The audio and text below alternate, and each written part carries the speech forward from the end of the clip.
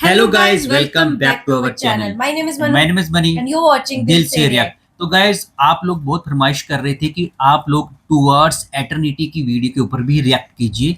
तो आज हम टुवर्ड्स एटर्निटी की वीडियो के ऊपर रिएक्ट करने वाले हैं। वीडियो का टाइटल है why out of 4300 religions why Islam is the best religion. Oh, मतलब दुनिया में इतने सारे धर्म हैं, इतने सारे मजहब हैं, मतलब 4300 के करीब मजहब हैं, उनमें से इस्लाम ही सबसे बेस्ट क्यों है? वाई इस्लाम?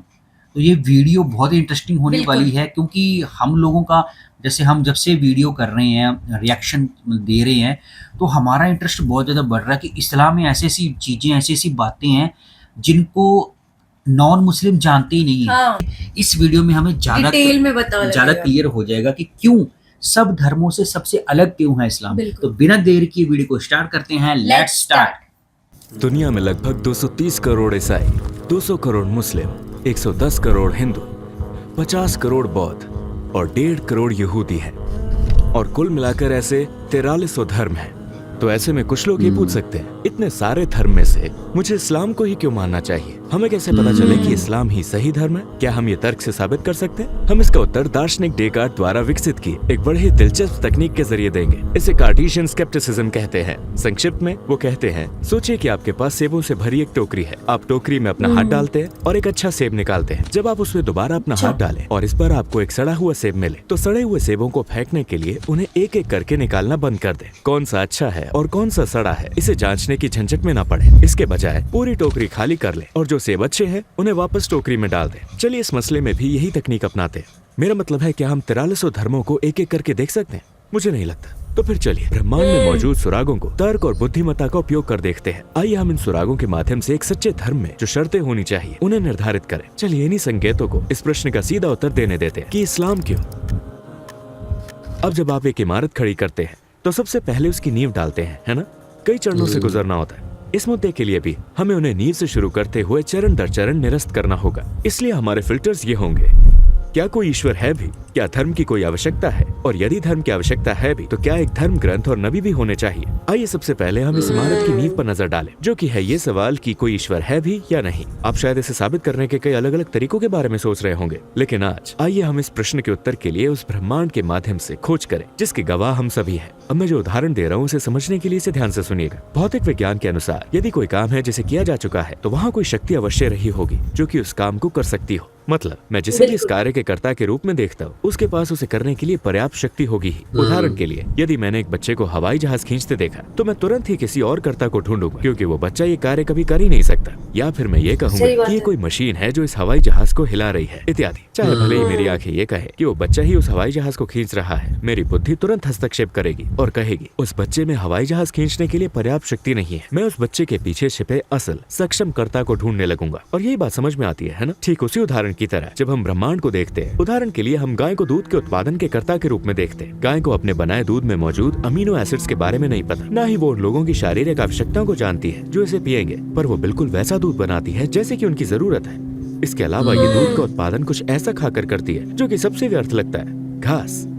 जब हम दूसरी तरफ नजर डालते हैं तो हम जहरीली मधुमक्खियों को सबसे मीठे शहद बनाने के कार्य के कर्ता के रूप में देखते हैं। इसे बनाते समय मधुमक्खियों को शहद में मौजूद मिनरल्स का पता नहीं होता है, या मधुमक्खी का शरीर, उसकी कोशिकाएं जो लोग इस शहद को खाएंगे उनके शरीर की आवश्यकता को नहीं जानती, पर वो शहद बनाती है जो कि लोगों के लिए उपचार का साधन भी हो सकता है। हम दूसरी ओर मुड़कर देखते हैं और हम पेड़ों को रसीले, मीठे, रंग बिरंगे फलों को एक सूखी हुई, नीरस, काली सी मिट्टी से बनाते हुए कर्ता के रूप में देखते हैं। पर इस पेड़ का बीज उस स्वाद को नहीं जानता जिसका आनंद मैं लूंगा। ये नहीं जानता कि मेरी नाक को कौन सी खुशबू पसंद आएगी। ये नहीं जानता कि मेरी आंखें क्या देखना पसंद करती हैं। ये नहीं जानता कि मेरे शरीर की क्या आवश्यकताएं हैं, जबकि ये सिर्फ एक साधारण बीज था जिसमें कोई स्वाद या खुशबू नहीं था। इसी में से सैकड़ों फल उगाते हैं जिनमें मेरी जबान के अनुसार स्वाद, मेरी नाक को भाने वाली खुशबू, मेरी आंखों को लुभाने वाली सुंदरता और मेरे शरीर के लिए अनेक फायदे हैं। ठीक इसी पल में मेरी बुद्धि तुरंत हस्तक्षेप करती है और मुझे बताती है कि वो सभी कर्ता जिन्हें देखकर लगता है कि वो ये सब कर रहे हैं, उनमें ये सब करने योग्य आवश्यक कौशल है ही नहीं। मेरा मतलब है ये बड़ा ही दिलचस्प है। कुछ चीजें किसी और को कुछ ऐसा दे रही हैं जो उनके पास है ही नहीं, पर सामान्यतः ये सही असंभव बात। है। आइए इसे एक ऐसे उदाहरण से समझते हैं। मान लीजिए मेरे हाथ में मौजूद ये कपड़ा एक पर्दा है और आपको मेरा हाथ नहीं दिख रहा। ये पर्दा एक कलम उठाता है और एक कविता लिखता है, तस्वीरें बनाता है। सभी यही कहेंगे कि जाहिर है ये कलम इस कपड़े द्वारा हिलाई जा रही है, लेकिन तर्कसंगत बात तो यही होगी कि सोचा जाए कि उस कपड़े के पीछे, उस स्पष्ट कारण के पीछे एक शक्ति है। ठीक वैसे जैसे कि इस उदाहरण में है, सभी कार्य जिनका हमने विवरण दिया वो एक विधाता को दर्शाते हैं जो पर्दे के पीछे से इन सभी को नियंत्रित करता है। यदि हम इन उदाहरणों को पूरी तरह से समझने में सक्षम है तो फिर हम अपने मन की आंखों से ये देख सकते हैं कि एक विधाता है, कोई ऐसा जो हमें जानता है, जो पर्दे के पीछे से काम करता है और हमारी आवश्यकताओं के अनुसार इन सभी कार्यों को करता है। अब यदि पहला फिल्टर हो चुका है तो धर्म जैसे कि बौद्ध,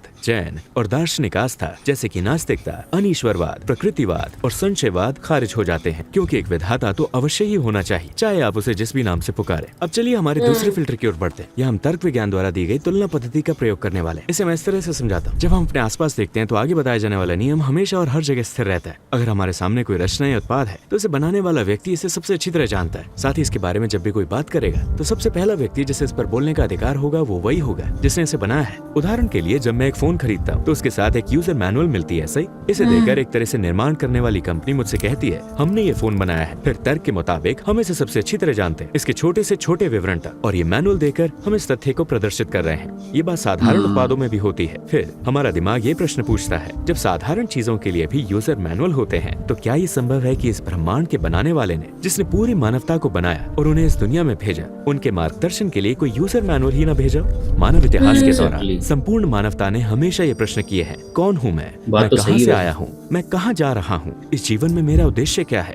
क्या ये संभव है कि सृजनकर्ता मुझे ऐसी बुद्धि दे ताकि मैं ये प्रश्न पूछ सकूं, लेकिन मुझे ऐसा कोई संदेश न दे जिसमें इन प्रश्नों का उत्तर हो? निश्चय ही वो हमें अज्ञान में भटकने के लिए नहीं छोड़ देगा। वो हमसे बातचीत करेगा, हमें सूचित करेगा कि वो क्या चाहता है और कोई गाइड बुक भेजेगा जो हमारा मार्गदर्शन करे। फिर हम समझते हैं कि जिस धर्म को हम ढूंढ रहे हैं वो किसी किताब पर ही आधारित होनी चाहिए, उसमें कोई गाइड होना चाहिए, एक मैनुअल। और दूसरे फिल्टर के साथ ही हम ऐसे धर्म जैसे कि शिंतोवाद या ऐसी धारणाएं जैसे कि आइट्सिज्म, पंथवाद और निरर्थकवाद को खारिज कर देते हैं। तो यदि मैं आपसे ऐसा प्रश्न पूछूं कि क्या आपको लगता है कि सिर्फ किताब ही काफी है? किताबें तो हमें स्कूल में भी मिलती हैं, पर क्या वो काफी होती है? उस किताब को पढ़ाने के लिए आपको एक शिक्षक की भी तो आवश्यकता होती है ना? सच तो ये है, हमें एक ऐसे शिक्षक की आवश्यकता होती है जो न सिर्फ उस किताब को पढ़ाए बल्कि कक्षा में छात्रों को एकत्रित करे और उनका ध्यान किताब की ओर आकर्षित करे, चाहे भले ही वहाँ कुछ ऐसे छात्र हों जो सुनना ही ना चाहते हों, कम हो या ज्यादा। इस समानता से मेरा क्या मतलब है वो आप समझ चुके होंगे। ठीक वैसे जैसे एक शिक्षक जो उदाहरण और कहानियों के जरिए किताब को समझाता है, जो कक्षा में एक व्यवस्था स्थापित करता है, जिस धर्म को हम ढूंढ रहे हैं उसमें भी आवश्यकता है एक प्रशिक्षक नेता की, एक पैगंबर की। हम ऐसे भी समझ सकते हैं हर क्षेत्र में कुछ सैद्धांतिक ज्ञान होते हैं और उसी का प्रायोगिक इस्तेमाल भी होता है। किताब में लिखे पाठ सैद्धांतिक ज्ञान है, इसलिए किसी ऐसे व्यक्ति की आवश्यकता है जो ये दिखा सके कि इसे वास्तविक जीवन की परिस्थितियों में कैसे लागू किया जा सकता है। जब कोई व्यक्ति पूछता है कि मैं अपने जीवन के उद्देश्य के अनुरूप कैसे जी सकता हूँ, मेरे जीवन के मैनुअल के अनुसार, उसे एक आदर्श व्यक्ति का पालन करने की आवश्यकता होगी जो ये दिखाए कि इसे कैसे किया जाए ताकि वो भी इसे स्वयं कर सके। तो यदि हम अपने शिक्षक वाले उदाहरण पर वापस आ जाएं, तो केवल गणित के सिद्धांतों को जान लेना काफी नहीं है, ये देखना और सीखना भी आवश्यक है कि उनका उपयोग और प्रयोग कैसे किया जाता है। क्या आपको नहीं लगता कि किसी नेता की भूमिका में एक पैगंबर का होना अधिक सार्थक होगा? सच तो यह है कि इसके उदाहरण पशु साम्राज्य में भी पाए जाते हैं। उदाहरण के लिए जब आप एक मधुमक्खी का छत्ता देखते हैं, आप एक कॉलोनी देखते हैं जो बतौर समुदाय रहती है और एक समान उद्देश्य को पूरा करती है। एक रानी मधुमक्खी को समाज का लीडर नियुक्त किया जाता है। या यदि आप चींटियों की कॉलोनी पर नजर डाल जो एक समान उद्देश्य को पूरा करती है, तो आप वहाँ भी एक रानी चींटी को बतौर लीडर पाएंगे। क्या ये संभव है कि अल्लाह जो इन समूहों को भी बिना लीडर, बिना मार्गदर्शक के नहीं छोड़ते, वो मानव जाति को मार्गदर्शक के बिना यूं ही छोड़ते? हम मानव जाति की बात कर रहे हैं, सबसे बहुमूल्य प्राणी जो चींटी और मधुमक्खियों से कहीं ज्यादा कीमती है। अल्लाह ने मनुष्य की छोटी सी जबान के लिए सैकड़ों तरह के स्वाद बना दिए। क्या ये संभव है कि वो मानवता को बिना किसी उद्देश्य के यूं ही भटकने के लिए छोड़ दे? क्या ये संभव है कि वो उनके मार्गदर्शन के लिए किसी पैगंबर को न भेजे? यदि हमने इस उदाहरण को पूरी तरह से समझ लिया है तो इस तीसरे फिल्टर के माध्यम से हमने उन धर्मों को भी खारिज कर दिया है जो किसी भी पैगंबर पर विश्वास नहीं करते, जैसे हिंदू धर्म, ज्यूडाइज्म और ड्रूज आस्था। मैं ये भी बता दूं कि जिस धर्म की हम तलाश कर रहे हैं उसमें पैगंबरों के चमत्कारों का भी जिक्र होना चाहिए। हमने शुरुआत में कहा था कि दुनिया में 4300 धर्म हैं। जब हम इन 3 मानदंडों को लागू करते हैं और सभी धर्मों और दार्शनिक धारणाओं को छानते हैं जिनकी जड़ों तक हम पहुंच सकते हैं, हमारे पास केवल 3 धर्म बचते हैं, ईसाई धर्म, यहूदी धर्म और इस्लाम। इन सभी में एक सृजनकर्ता की, एक किताब की और पैगंबर की अवधारणा है। अब मैं चाहता हूँ कि आप इस पर ध्यान दें। ये तथ्य कि ये तीनों धर्म इन सभी फिल्टरों से गुजर चुके हैं, ये दर्शाता है कि उनकी नींव सत्य पर आधारित है। जब हम यहूदी धर्म को देखते हैं, हम देखते हैं कि मुख्य व्यक्ति मूसा है और ईसाई धर्म में मुख्य व्यक्ति यीशु है, उन सब पर शांति हो। हालांकि इन दो महान पैगंबरों की शिक्षाएं इन दो धर्मों में अब विकृत हो चुकी हैं, परंतु जो वो प्रारंभ में लेकर आए थे वो सत्य ही था। इन दोनों धर्म की समान विशेषता ये है कि ये दोनों ही पैगंबर मोहम्मद सल्लल्लाहु अलैहि वसल्लम को बतौर सच्चा पैगंबर स्वीकार नहीं करते। मगर इस्लाम कहता है कि पैगंबर मोहम्मद सल्लल्लाहु अलैहि वसल्लम अल्लाह के अंतिम पैगंबर है और यीशु तथा मूसा भी उन्हीं के पैगंबर थे। इस वास्तविकता के आधार पर हम ये कह सकते हैं कि यदि हम ये सिद्ध कर सकें कि पैगंबर मोहम्मद सल्लल्लाहु अलैहि वसल्लम एक सच्चे नबी हैं, तो इस्लाम को एकमात्र सच्चा धर्म साबित किया जा सकता है। और ये भी कि मूसा और ईसा भी अल्लाह के उसी एक ही संदेश को देने आए थे। हाँ, ठीक इसी क्षण इस बात को साबित करने वाले कई प्रमाण हमारे मन में आने लगते हैं। सबसे महत्वपूर्ण प्रमाणों में से एक स्वयं नबी का जीवन है सल्लल्लाहु अलैहि वसल्लम।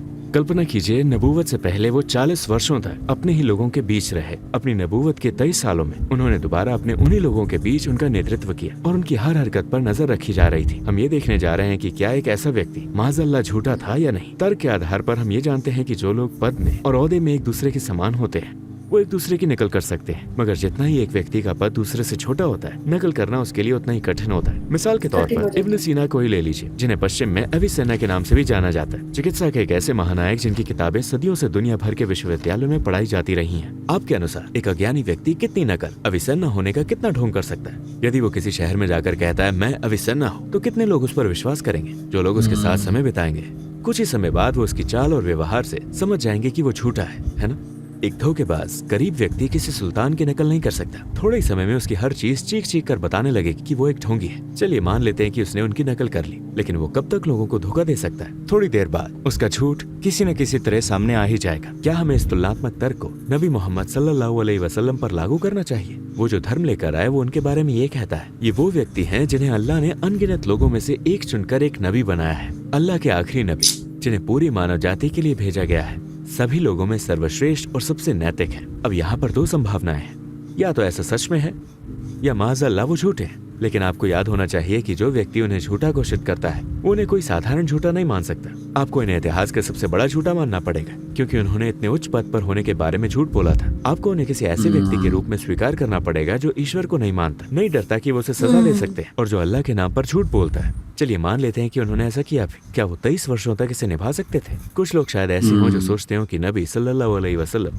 केवल कुछ ही लोगों के संपर्क में थे, लेकिन ऐसा बिल्कुल भी नहीं था। उनके नबूवत के जीवन काल में जो उनके आसपास थे हजारों लोग, उन्होंने एक एक करके उनके हर पहलू का निरीक्षण किया। हम जानते हैं कि वो किस हाथ से खाना खाते थे, कहीं प्रवेश करते समय वो कौन सा पाँव पहले रखते थे, यहाँ तक कि वो नाखून किस क्रम में काटते थे। मेरा मतलब है उन्होंने इतने विस्तार से उनका परीक्षण किया था कि पूरे इतिहास में कोई अन्य व्यक्ति नहीं है जिसका परीक्षण इतनी गहराई से किया गया हो। क्या आपको लगता है कि यदि उन्होंने उनके अंदर कोई असंगति, कोई दोष देखा होता तो वो उनके साथ खड़े रहते और इतनी सारी कठिनाइयों को सहते? बिल्कुल नहीं। इसके अलावा वो सिर्फ मुसलमान ही नहीं थे जिन्होंने उनका निरीक्षण किया, जिन्होंने उनकी नबूवत को ठुकराया था, उन्होंने भी उनको करीब से देखा था। वो नबी बनने के बाद ही नहीं बल्कि नबी बनने से पहले भी उन्हीं के बीच थे। वो उन्हीं के बीच पैदा हुए और बड़े हुए थे। वो कोई बाहरी नहीं थे। वो लोग उनके बारे में सब कुछ जानते थे। वो लोग उन पर इतना विश्वास करते थे कि उनके नबी बनने से पहले उन लोगों ने उन्हें अल अमीन का लक़ब दिया था, जिसका मतलब होता है विश्वसनीय। सभी इससे सहमत थे कि वो कभी झूठ नहीं बोलेंगे और जानते थे कि वो कितने नैतिक हैं। वो लोग इस बात से इतने आश्वस्त थे कि जो लोग उनकी नबूवत के बाद उनके शत्रु भी बन गए, अपनी कीमती चीजों को लेकर तब भी उन पर भरोसा करते थे। वो उनमें कोई दोष नहीं ढूंढ सके, न उनके नबी बनने से पहले न ही बाद में। जो एकमात्र दोष उन्होंने निकाला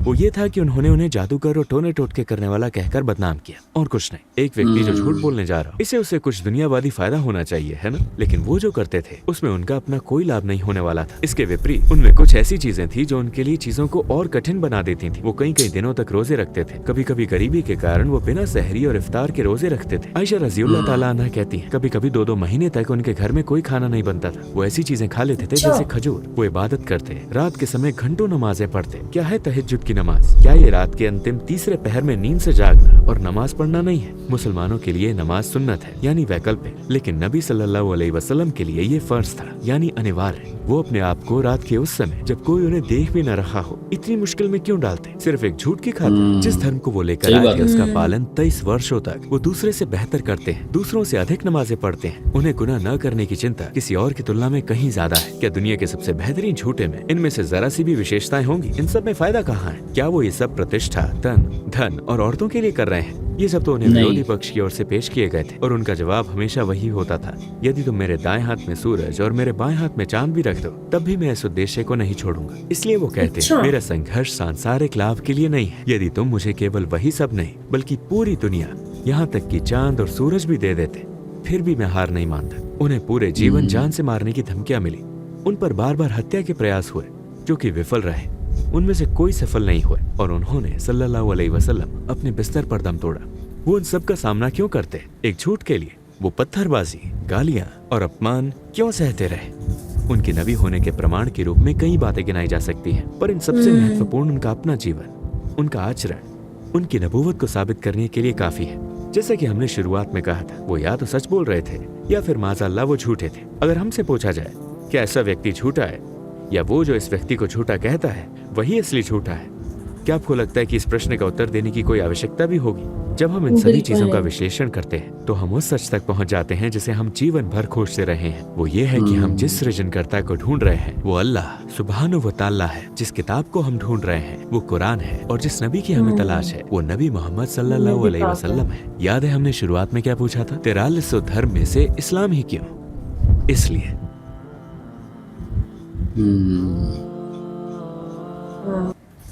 तो गाइस आज हमने जाना कि out of 4300 religions why Islam is the true religion, best religion, मतलब ये सच्चा धर्म, सच्चा क्यों मजहब माना जाता क्यों माना जाता है।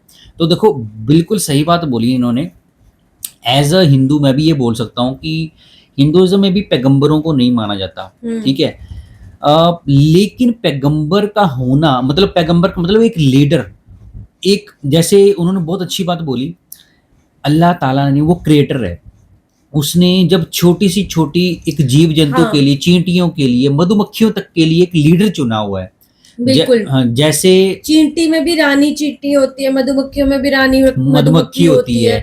हर मतलब जो भी जीव है दुनिया में, हाँ, हर एक उनका का एक लीडर होता है। लीडर होता है। जैसे तो हर रिलीजन का भी कोई ना कोई लीडर होना चाहिए। वो रिलीजन क्या जिसका कोई लीडर ना हाँ लीडर ना हो, तो बिना विदाउट लीडरशिप तो हर बंदा गम मतलब वो हो जाएगा, आउट ऑफ कंट्रोल हो जाएगा। कंट्रोल क्या, वो जैसे- भटकता रहेगा basically। जैसे वो मधुमक्खियों वाला लगा लो आप, एक रानी मधुमक्खी होती है, जब तक रानी मधुमक्खी को कोई खतरा नहीं होता ना तब तक वो मधुमक्खियां भी आपको कुछ नहीं कहती।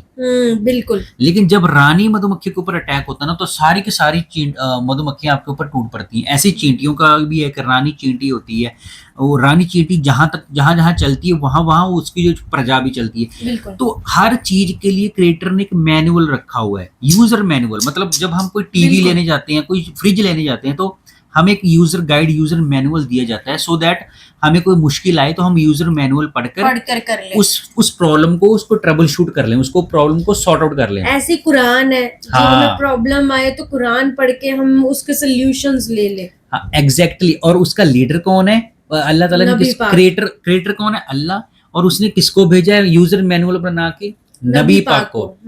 वो है आखिरी पैगंबर इस दुनिया की। वो अकेले इस्लाम के नहीं है, पूरी दुनिया के आखिरी बिल्कुल, पैगंबर थे, बिल्कुल। क्योंकि वो अकेले मुसलमानों के लिए थोड़ी आए थे, वो दुनिया को गाइड करने के लिए आया था कि जीना कैसे है भाई, आपको रहना कैसे, इबादत कैसे करनी है।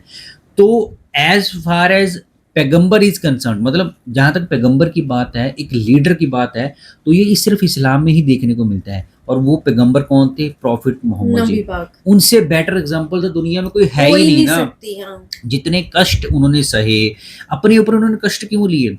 खुद क्यों भूखे प्यासे रहे अपनी उम्मत के लिए? क्यों उम्मत रहे? के लिए कि उम्मत को सही रास्ते पे चला सके। एग्जैक्टली। वो एक यूजर मैनुअल थे, गाइड थे, सो दैट उनको देख देख के आने वाले टाइम में उनके उम्मती इस्लाम को ऐसे जिए, ऐसे चलें। बिल्कुल। इसीलिए उन्होंने कष्ट सहे अल्लाह के हुक्म से। ये होता है। इसीलिए मैं भी ये कह सकता हूँ, हम दोनों ये कह सकते हैं कि सच में इस्लाम इज द ट्रू रिलीजन, जिसमें, क्योंकि ना मेरा ये मानना है, शुरू से ही मानना है, अगर गाड़ी में कोई ब्रेक नहीं होगी ना तो गाड़ी का एक्सीडेंट होगा ही होगा। पक्का है। गाड़ी आज नहीं तो कल पलटेगी ही पलटेगी। तो ब्रेक इसीलिए रखी है अल्लाह ताला ने। वही इस्लाम में भी, अगर सपोज करो, आप लोग हमें बताइएगा कमेंट में, जब आप लोगों को कोई परेशानी आती है, मुश्किल आती है, तो आप लोग नबी पाक को याद करते हो या नहीं करते हो? बिल्कुल करते होंगे, क्योंकि आपको उनका जीवन याद आता होगा।